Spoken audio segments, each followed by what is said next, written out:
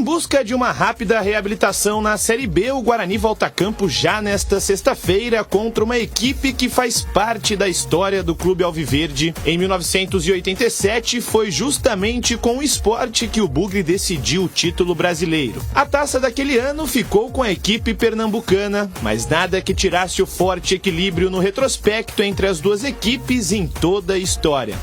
Em 43 confrontos oficiais, são 14 vitórias do Guarani, 16 empates e 14 triunfos do Sport. Mas a última vez que o Bugre saiu vitorioso foi em 2019, também pela Série B do Brasileiro.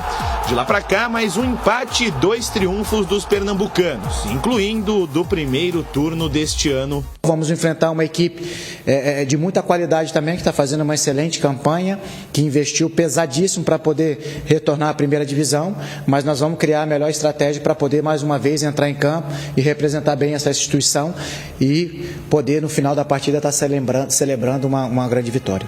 Dos jogadores que precisaram passar por avaliação durante a semana, Bruninho é o mais provável de iniciar entre os titulares.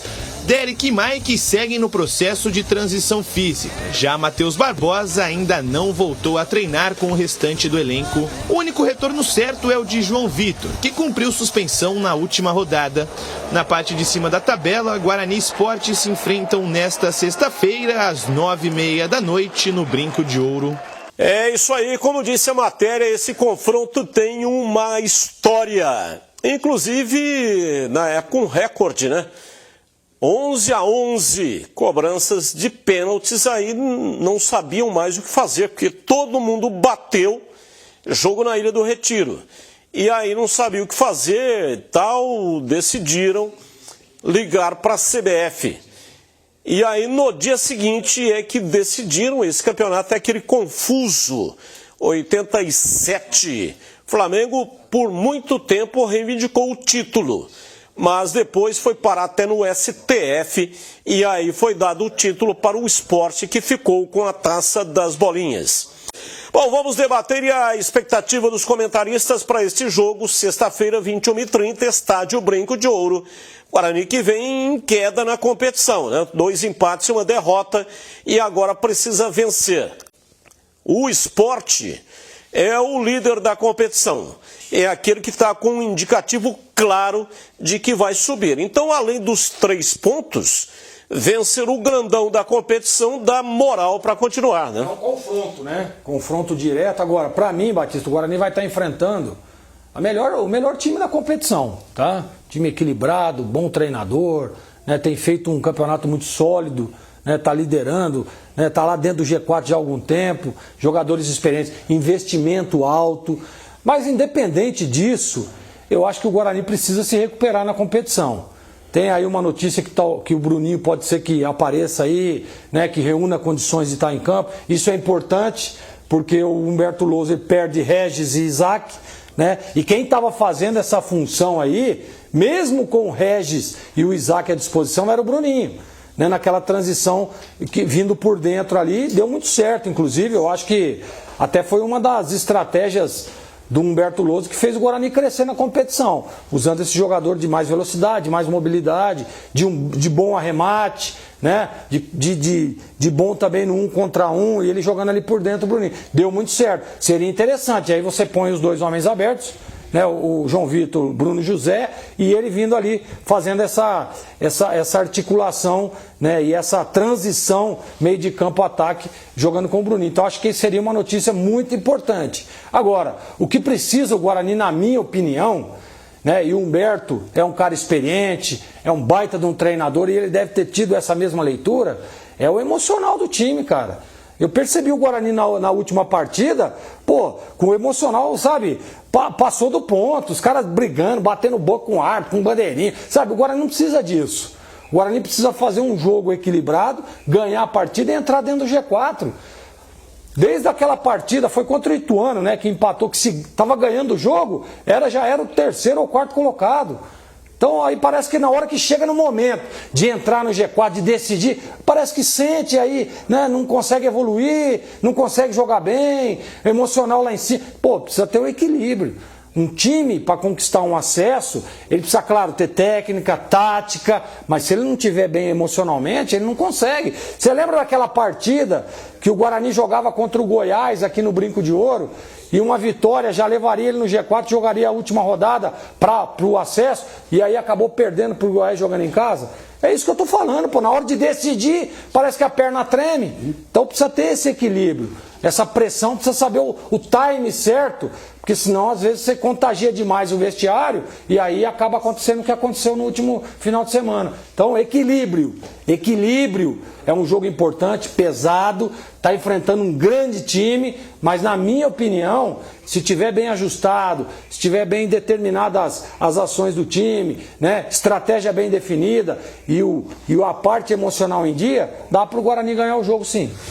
Ô CH, a indefinição aí no tocante ao meio-campo, né? Porque os dois meias estão suspensos, Regis e o Isaac, e pode ser que não tenha o Bruninho.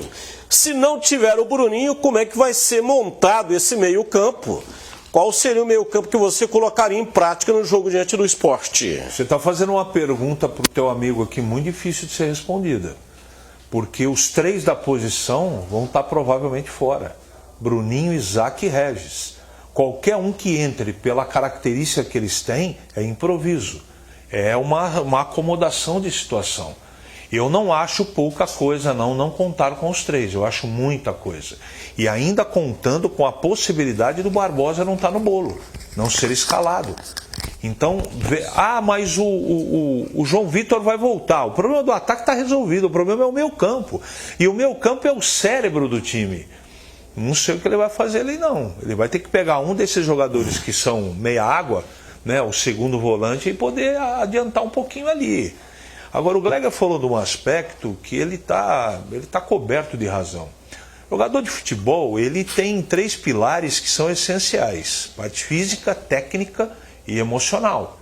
E essas partidas decisivas, onde a gente percebe claramente que alguns estão sentindo, isso faz parte da análise, né, ou da conclusão. Vou falar por enquanto como análise, porque tem muito jogador que a gente está vendo agora. O comando mudou outro dia aí. Infelizmente, alguns jogadores que estão sendo pressionados na parte psicológica, eles estão aflorando esse problema / deficiência. Eu cansei de ver na minha vida jogador que o cara é um touro de forte, o cara tem todos os fundamentos com qualidade. Treina que nem um cavalo. Cara profissional, só que na parte emocional o cara não serve. Não serve.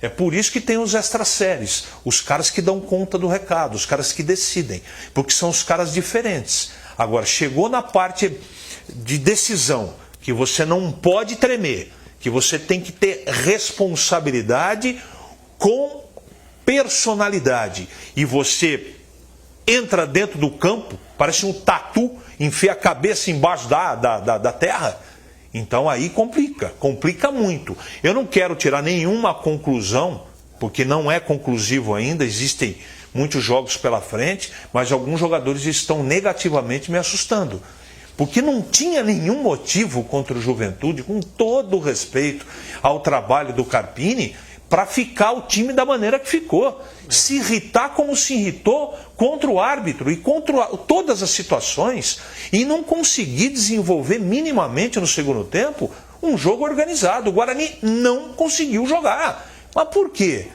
Nossa, do outro lado estava lá um super time. Não tinha um super time do outro lado. Tinha um time bem treinado. Agora o Guarani não fez nada no segundo tempo.